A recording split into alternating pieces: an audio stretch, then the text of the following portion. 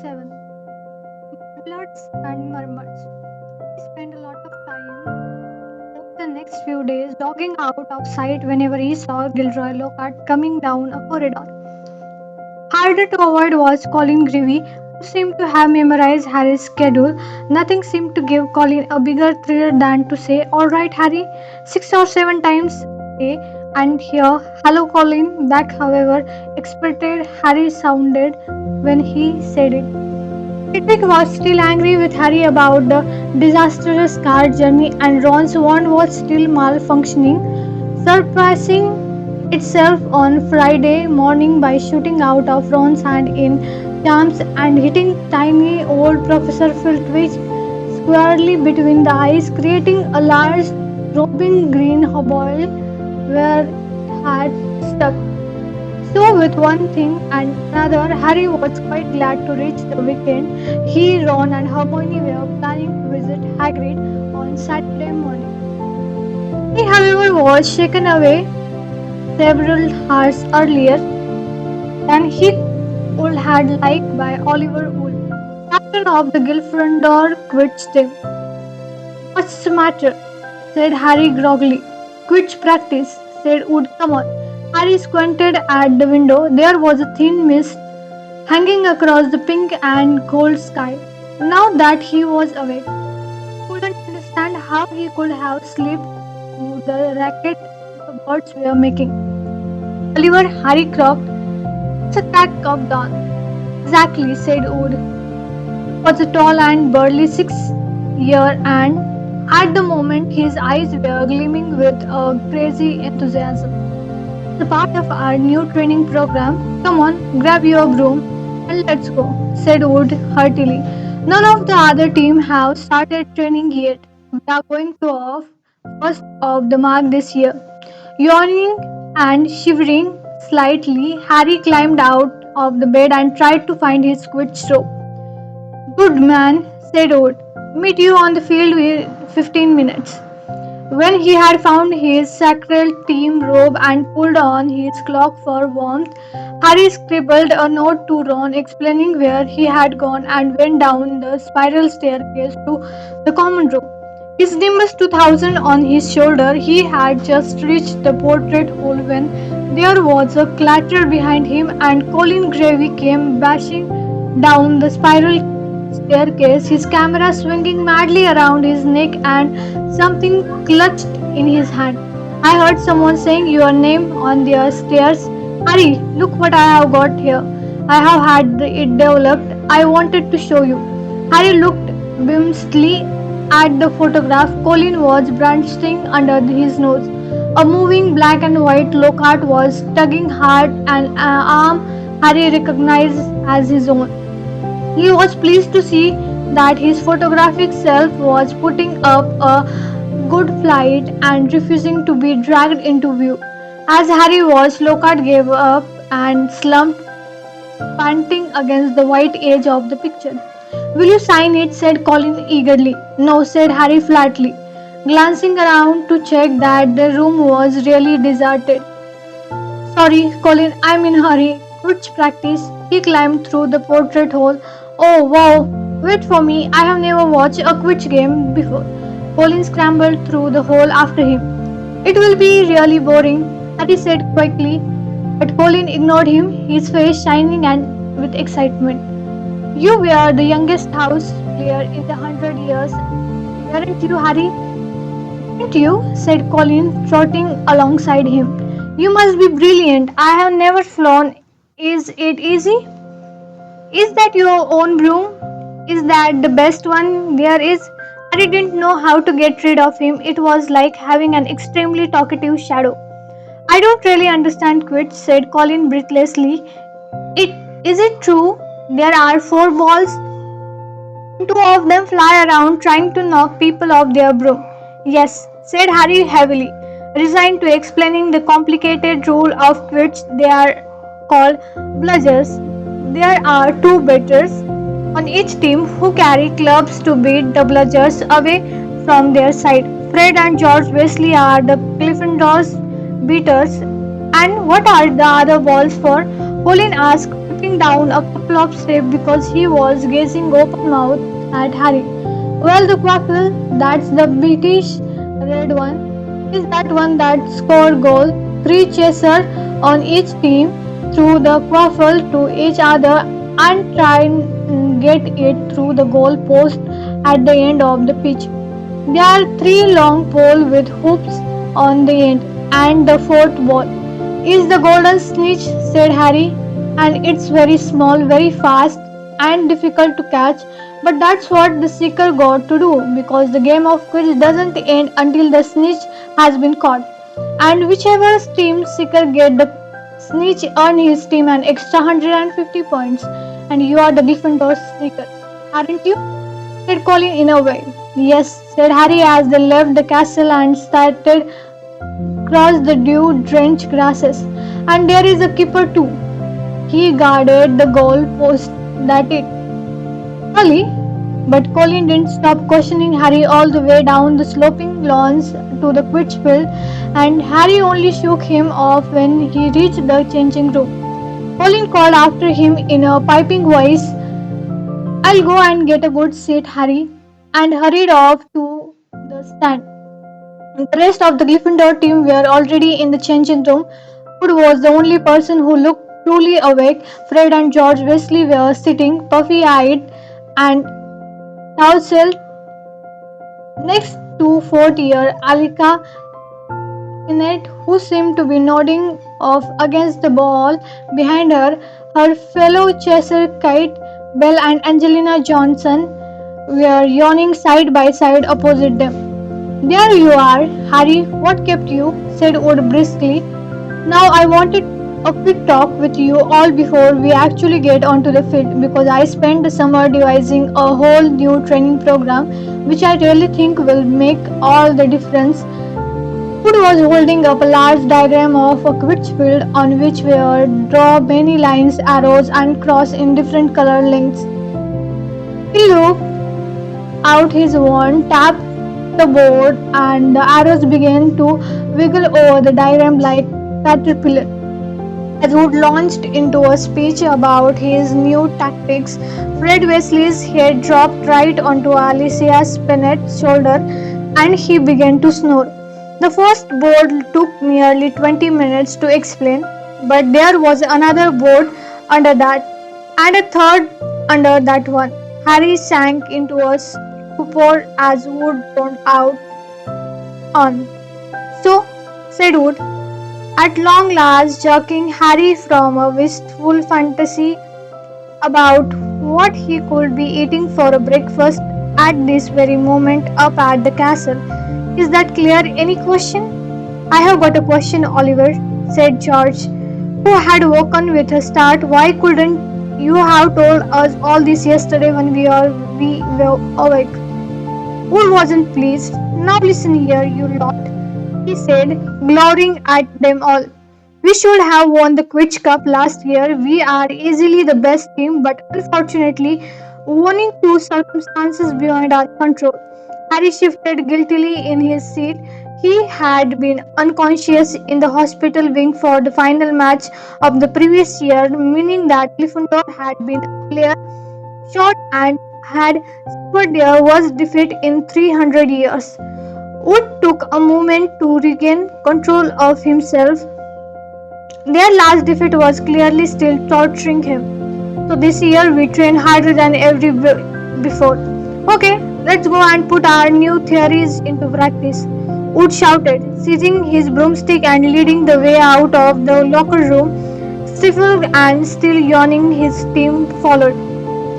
They had been in the locker room so long that one was up completely now. Although remnants of mist hung over the glasses in the stadium. As Harry walked into the field, he saw Ron and Hermione sitting in the stand. Aren't you finished yet? Called Ron incredulously. Haven't ever started, said Harry, looking jealously at the toast and marmalade Ron and Hermione had brought out of the Great Hall. Wood's been teaching us new moves. He mounted his broomstick and kicked at the ground, soaring up into the air. The cool morning air whipped his face, walking him far more effectively than Wood's long talk. It felt wonderful to be back on the quick field. He snored right around the stadium at full speed, racing Fred and George. What's that funny clicking noise? Called Fred as they hurtled around the corner. I looked into the stand. Colin was sitting in one of the highest seats. His camera raised, taking picture after picture. He sounded strangely magnified in the desert stadium. This way, Harry, this way, he cried shrilly. Who's that? Said Fred. No idea. Harry lied on the spot of a speed that took him as far away as possible from Colin. What's going on? Said Wood, frowning as I skimmed through the air toward them. Why is that first year taking picture? I don't like it. He could be Slytherin's spy, trying to find out about our new training program. He's Gryffindor, said Harry quickly. And the Slytherins don't need a spy, Oliver, said George. What makes you say that? Said Wood testily. Because they are here in a person, said George, pointing. Several people in green robes were walking onto the field, broomstick in their hands. I don't believe it, Wood hissed in outrage. I booked the field for today. We'll see about this. Wood shot towards the ground, landing rather harder than he meant, to his anger. Struggling slightly as he dismounted, Harry, Fred, and George followed. Flint would below at the Slytherin's captain. This is our practice time. We got up specially. You can clear off now. Marcus Flint was ever larger than Wood. He had a look of trollish cunning on his face as he replied, plenty of rooms for all of us, Wood. Angelina, Alicia, and Katy had come over too. There were no girls on the Slytherin's team who stood shoulder to shoulder, facing the Gryffindors leading to a man. But I booked the field, said Wood, positively spitting with rage. I booked it. Ah, said Phil. But I have got a specially signed note from Professor Snape. I, Professor Snape, give the Slytherin team permission to practice today on the Quidditch field owing to the need of to train their new seeker. You have got a new seeker, said Wood distractedly. Where? And from behind the six large figures before them came a seventh smaller boy, smirking all over his pale point face. It was Draco Malfoy. Aren't you Lycos Malfoy's son? Said Fred, looking at Malfoy with dislike. Funny you should mention Draco's father, said Flint as the whole Slytherin team smiled still more broadly. Let me show you the gorgeous gift he made to the Slytherin team. All seven of them held out their broomsticks, seven highly polished brand new handle and seven set of fine gold lettering spelling the word Nimbus 2001 gleamed under the Gryffindor's nose in the early morning sun. Very latest model. Only came out last month, said Flint carelessly, flicking a speck of dust from the end of his own. I believe it outstripped the old 2000s series by a considerable amount. As for the old Clevelands, he smiled nastily at the Fred and George, who were both clutching clean sweeps the board with them. None of the Gryffindor team could think of anything so to say for a moment. Malfoy was smirking so broadly his cold eyes were reduced to slide. Oh look, said Flint, a field in vision. Ron and Hermione were crossing the grass to see what was going on. What's happening? Ron asked Harry. Why aren't you playing? And what's he doing here? He was looking at Malfoy talking in his Slytherin Quidditch robe. I'm the new Slytherin seeker, Weasley and Malfoy. Smuggle, everyone's just been admiring the broom my father brought our team. Ron gaped, open-mouthed, at the seven super broomstick in front of him. Good, aren't they? Said Malfoy smoothly. But perhaps the Gryffindor team will be able to raise some gold and get new brooms too. You could raffle off those green sweep for you. A museum would bid for them. The Slytherin team howled with laughter. At last, no one on the Gryffindor team had to hide their way. Instead, Harmony sharply. They got Malfoy's face flickered. No one asked your opinion, you flitty little mudblood, he spat. Harry knew at once that Malfoy had said something really bad because there was an instant uproar at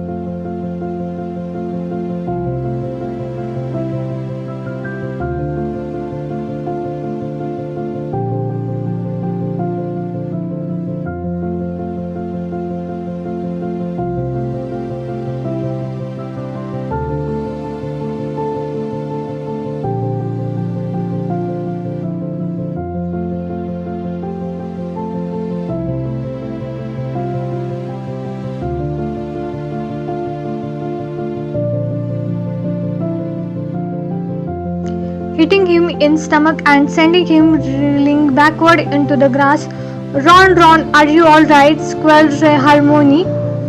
Ron opened his mouth to speak, but no word came out. Instead, he gave an almighty blink, and several slung dripped out of his mouth onto his lap.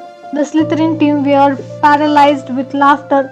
Flint was doubled up, hanging onto his new broomstick for support. Malfoy was on for all four, banging the ground with his fist. The Gryffindor were gathered around Ron, who kept blinching large, glistening slug. Nobody seemed to want to touch him. We had better get him to Hagrid's. It's nearest, said Harry to Hermione, who nodded bravely, and the pair of them pulled Ron up by the arm. What happened, Harry? What happened? Is he ill? You can cure him, can't you? Colin and Ron down from his seat and was now dancing alongside them as they left the field. Ron gave a huge heave, and more slug dripped down his front. Oh, said Colin, fascinated and raising his camera. Can you hold him still, Harry? Get out of the way, Colin, said Harry angrily. He and Hermione supported Ron out of the stadium and crossed the ground toward the edge of the forest. Nearly there, Ron said Hermione as the gamekeeper's cabin came into view. You'll be all right in a minute, almost there. They were within 20 feet of Hagrid's house when the front door opened, but it wasn't Hagrid who emerged. Gilderoy Lockhart, wearing robes of palest meow today, came striding out. Quick behind here, Harry, he is dragging Ron behind a nearby bush. Hermione followed somewhat reluctantly. It's a simple matter if you know what you are doing, Lockhart was saying loudly to Hagrid. If you need help, you know where I am. I'll let you have a copy of my book. I'm surprised you haven't already got one. I'll sign one tonight and send it over. Well, goodbye. And he strode away towards the castle. Harry waited until Lockhart was out of sight, then pulled Ron out of the bush and up to Hagrid's front door. They knocked urgently. Hagrid appeared at once, looking very grumpy, but his expression brightened when he saw who it was. Been wondering when you had come to see me. Come in, come in. Thought you might be Professor Lockhart back again. Harry and Hermione supported Ron over the threshold into the one-room cabin, which had an enormous bed in one corner, a fire crackling merling in other. Hagrid didn't seem perturbed by Ron's slug problem, which Harry hastily explained as he lowered Ron into a chair. Better out then, he said carefully, plunking a large copper basin in front of him. Get all, Ron. I don't think there is anything to do except wait for it to stop, said Hermione anxiously, watching Ron bend over the basin. That's a difficult curse to work at the best of time, but with broken wand, Hagrid was bustling around making them tea. His bowhouse fang was slobbering over Harry. What did Lockhart want with you, Hagrid? Harry asked, scratching Fang's ear. Giving me advice on getting kelps out of a well growled. Hagrid, moving a half-plucked roaster off his trouble table and sitting down the teapot like I don't know I am begging on about some bessie he banished. If one word of it was true, I'll eat my kettle. It was most unlike Hagrid to criticize a Hogwarts teacher, and Harry looked at him in surprise. Hermione, however, said in a voice somewhat higher than usual, I think you are being a bit unfair. Professor Dumbledore obviously thought he was the best man for the job. He was the only man for the job, said Hagrid, offering them a plate of treacle toffee while Ron coughs squeakily into his basin. And I mean the one getting very difficult to find anyone for the dark art job. People aren't too keen to take it on. See, they are starting to think it's sexy. No one lasted long for a while now. So tell me, said Hagrid, jerking his head at Ron. Who was he trying to curse? Malfoy called Hermione something. It must have been really bad because everyone went wild.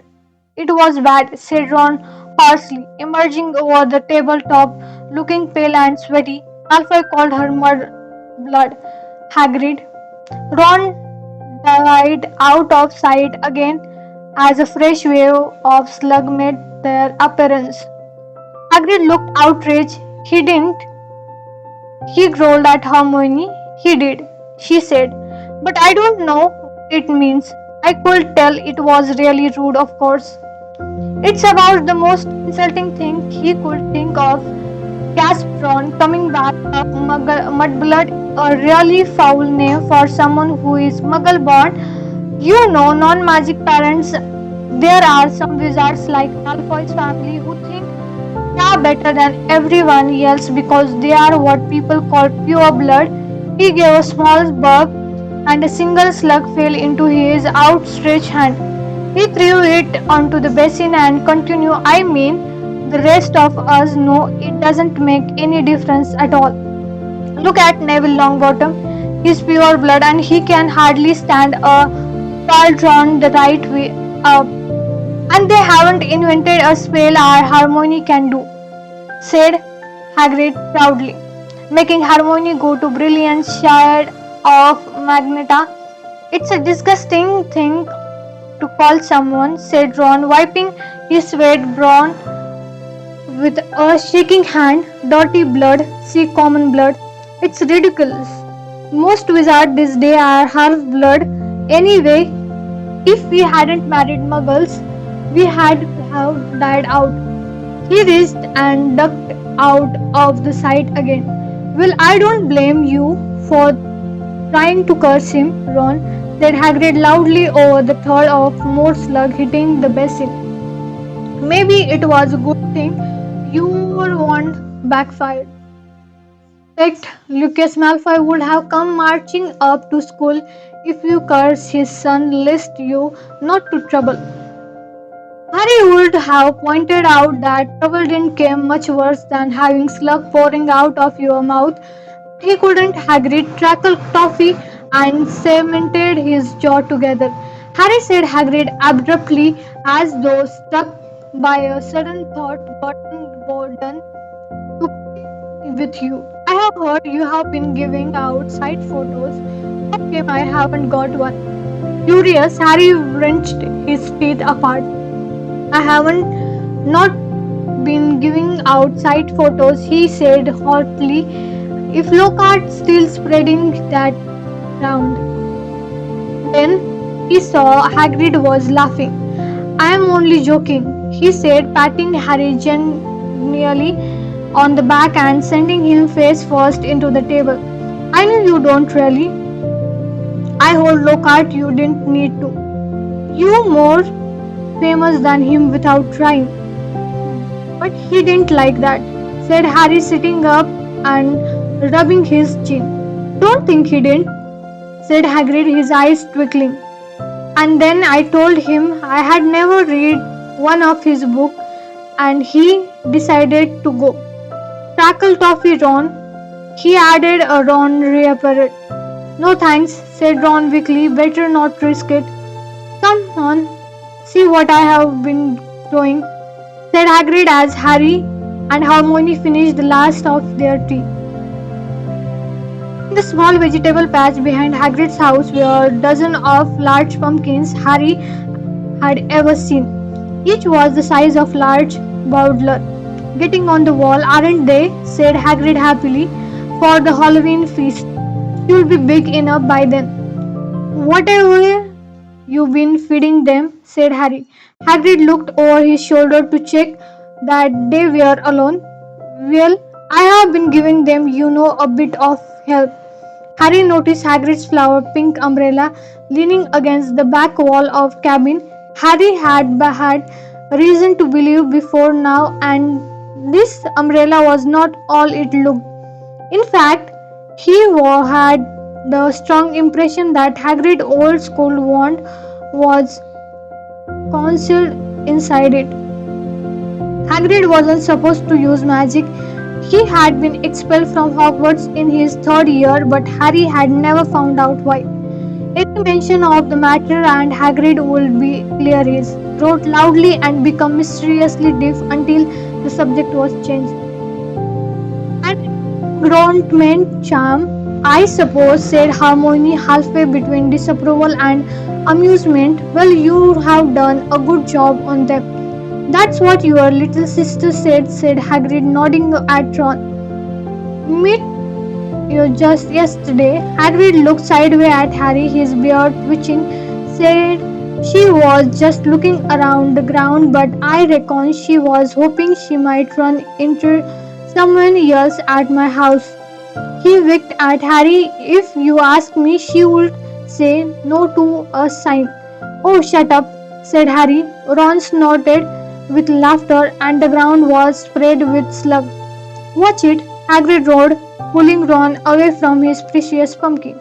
It was nearly lunchtime, and as Harry had only had one bite of crackle toffee since dawn, he was keen to go back to school to eat. They said goodbye to Hagrid and walked back up to the castle, Ron hiccoughing occasionally, but only bringing up two very small slugs.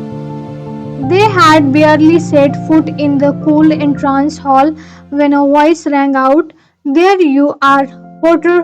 Weasley Professor McGonagall was walking toward them, looking stern. You will both do your detention this evening.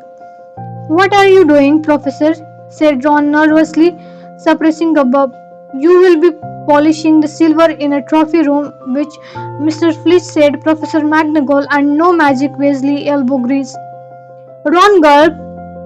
Argus Flitch, the caretaker, was lauded by every student in the school.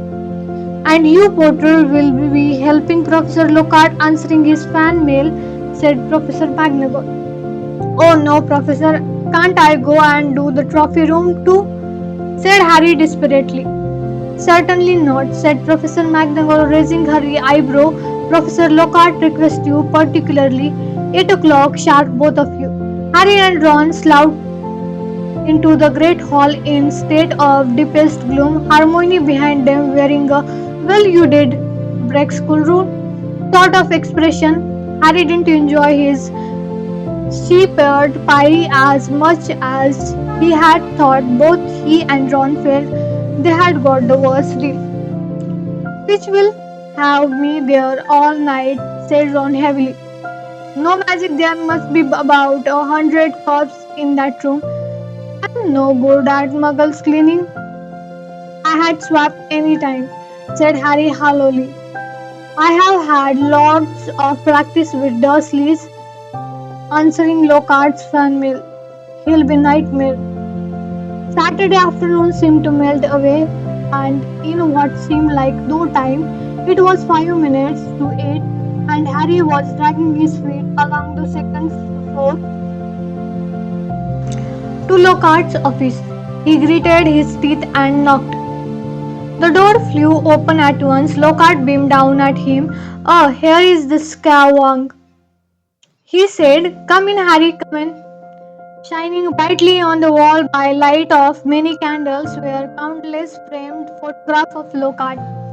He had even signed a few of them. Another large pile lay on his desk. You can address the envelope, Lockhart told Harry, as though this was a huge treat. This first one's to Galdi Good gone. Bless her. Huge fan of mine. The minutes knelt by, Harry let Lockhart's voice wash over him, occasionally saying, hmm, and right, and yea. Now and then he caught up her has like frames of fickle friend Harry or celebrity in as a celebrity does remember that. The candles burned lower and lower, making the light dance over the many moving face of Lockhart watching him.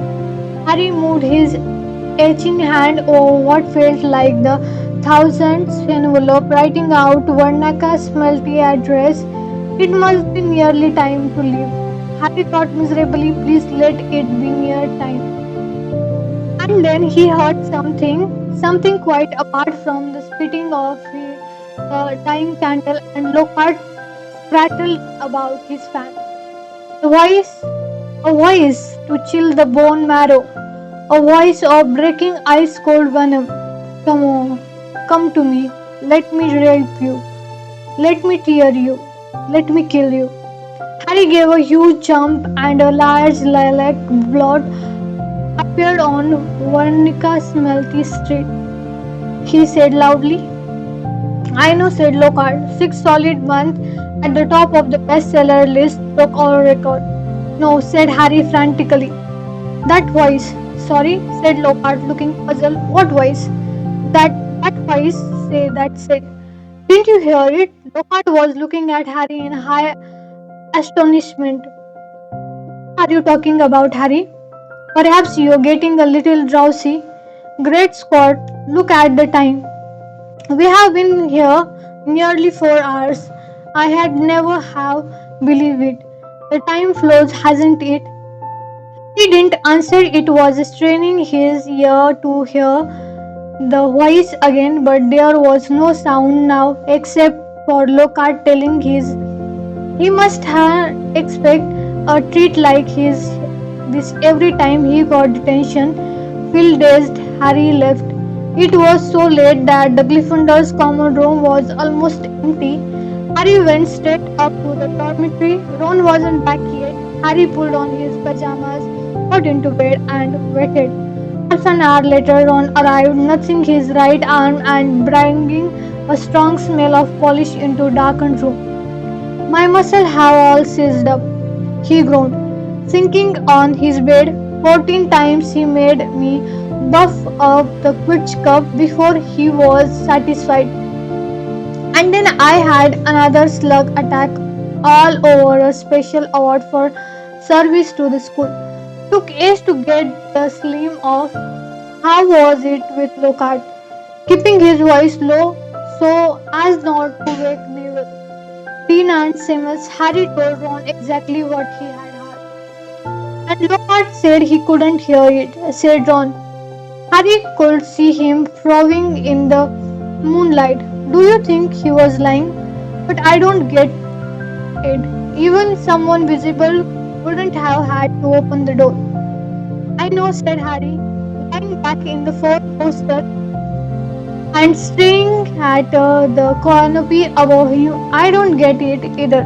That's it for today. Thank you so much. Stay tuned for next chapter. Till then, see ya. Bye bye.